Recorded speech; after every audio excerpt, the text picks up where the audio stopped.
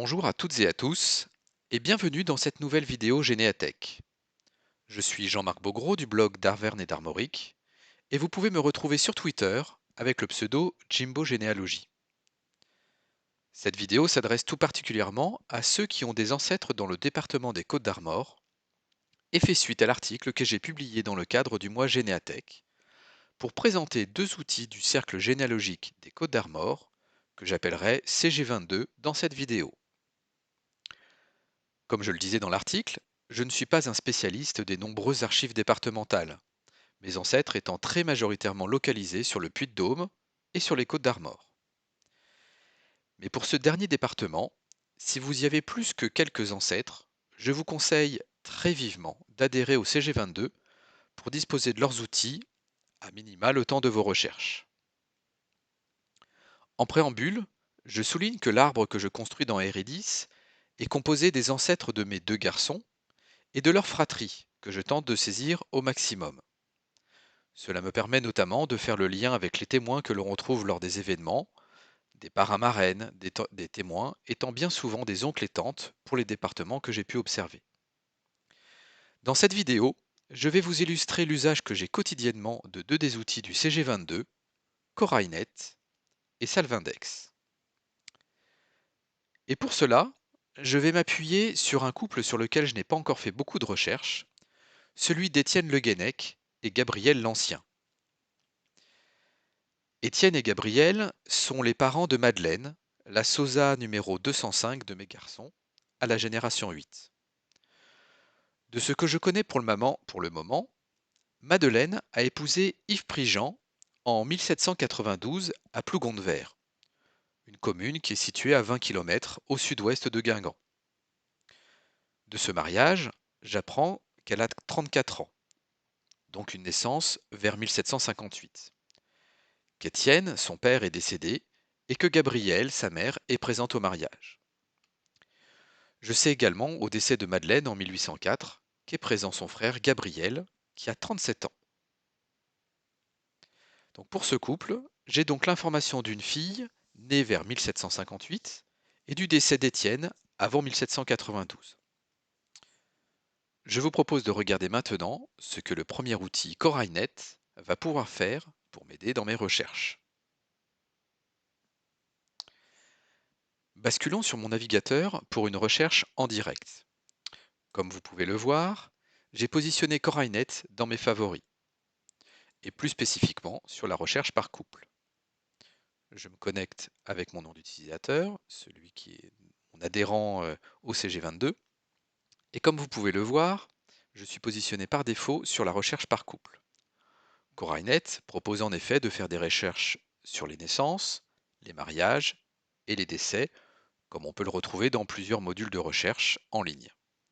Mais il y a surtout une fonction de recherche par couple, et c'est celle-ci qui m'intéresse tout particulièrement. Nativement, je peux rechercher sur l'ensemble du département, sur une plage complète de 100 ans. Mes ancêtres ne bougeaient pas vraiment, je pourrais donc lancer une recherche autour de Plougonde-Vert, dans un rayon de 10 km par exemple. Mais puisque cela m'est autorisé, je vais ratisser beaucoup plus large, au cas où. Nous l'avons vu tout à l'heure, Madeleine est née vers 1758. Je vais donc saisir une plage de 1750 à 1850. Et je vais saisir ici les informations sur Étienne Le Guenec et Gabriel l'Ancien. Je lance la recherche et j'obtiens 17 réponses. Corail fournit les réponses dans cet ordre. Le mariage éventuel des conjoints, le décès éventuel des conjoints, on voit ici celui d'Étienne, la naissance des enfants du couple, les mariages des enfants du couple et les décès des enfants. Bien entendu, les mariages comme pour les décès, c'est dès lors que les parents sont cités dans l'acte. Dans cette première sélection, on peut voir plusieurs choses. Déjà, je n'ai pas la mention du mariage sur le couple. On y voit qu'Étienne Le Guenec est décédé en 1785 et la première naissance d'une fille, Élisabeth, qui remonte en 1750. Je ne vais donc pas valider la recherche de cet acte, je vais revenir sur ma recherche par couple et je vais avancer de quelques années. Je vais partir de 1745 et 1845. Je relance ma recherche, et là, bingo, je vois que le couple s'est marié en 1748. Et d'ailleurs, ils ont un premier enfant, Marie-Anne, née en 1749. Je viens donc d'obtenir en une seule recherche 19 actes à traiter dans ma généalogie. Je vais donc valider l'échange pour 19 points CG22.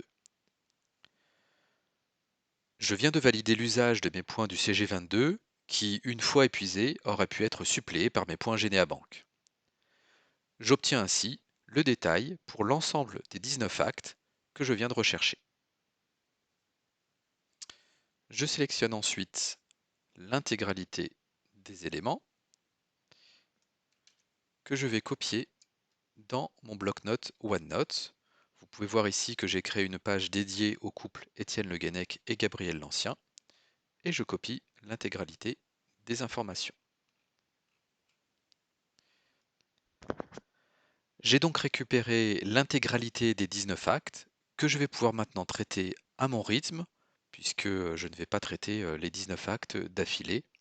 C'est pour cela que je les copie régulièrement dans mon OneNote, et c'est pour ça que vous pouvez voir que j'avais fait le plein lors du confinement, avec un certain nombre d'éléments à récupérer. Passons maintenant au deuxième outil très pratique qui s'appelle Salvindex. Comme dans beaucoup d'archives départementales, la salle virtuelle des AD22 propose des registres de baptême, mariage ou décès sur des plages de dates parfois assez larges. Il faut donc s'amuser à feuilleter le registre pour trouver le point de départ de l'année que l'on recherche. C'est là que Salvindex entre en jeu. Le CG22 a eu la bonne idée d'indexer la première page de chaque année pour l'ensemble des communes des Côtes-d'Armor. Comme pour Corainet, vous pouvez voir que j'ai positionné Salvindex dans mes favoris. Une fois affiché, vous allez retrouver l'ensemble des communes des Côtes-d'Armor et en haut, un index alphabétique qui vous permet de vous positionner directement sur le début des communes. Je vais positionner ici, je vais cliquer sur P et très rapidement, ça me permet d'obtenir ici Plougon vert. Vous pouvez observer en haut les liens vers les tableaux d'indexation des baptêmes, mariages et sépultures, et la même chose pour l'état civil de cette commune. Puis en dessous, vous allez retrouver l'ensemble des années couvertes par les registres en ligne, pour les baptêmes ou naissances, pour les mariages, et pour tout ce qui est sépulture ou décès. Dans notre cas, je vous propose de partir à la recherche de l'acte de baptême de Madeleine, calculé en 1758, d'après son acte au mariage, mais qui a eu lieu en réalité le 3 mars 1759, d'après Corail, et d'après ce que nous venons de retrouver. Je vais donc me positionner ici au niveau de la partie baptême ou naissance en 1759. J'ouvre directement la page du registre qui couvre les années de 1756 à 1765 et je suis dès le début sur la partie 1759. Il ne me reste plus qu'à feuilleter le registre jusqu'à me positionner au début du mois de mars et je retrouve sur l'image numéro 132 ici, l'acte de baptême de Madeleine Le Guenec, fille légitime d'Étienne Le Guenec et Gabrielle l'Ancien, son épouse.